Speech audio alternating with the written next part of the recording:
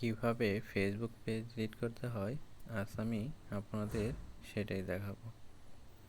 Facebook page delete করতে প্রথমে আপনাকে ফেসবুক যে অফিসিয়াল অ্যাপটি আছে সেটাতে প্রবেশ করতে হবে।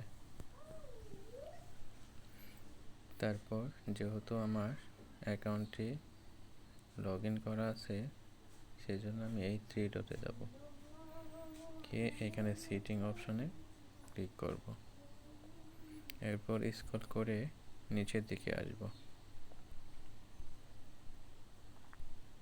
আসার পরে এখানে লেখা আছে অ্যাক্সেস অ্যান্ড কন্ট্রোল, এইখানে ট্যাপ করব।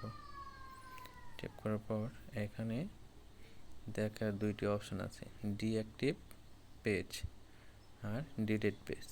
আমরা যেহেতু ফেসবুক পেজটি ডিলিট করব তাহলে আমরা এইখানে টিক মার্কটি করে দিব। এরপর কন্টিনিউ, আবার কন্টিনিউ, এরপর আবার কন্টিনিউ। এরপর আপনাকে ফেসবুক পাসওয়ার্ডটি দিলেই ফেসবুক পেজটি ডিলিট হয়ে যাবে। ধন্যবাদ।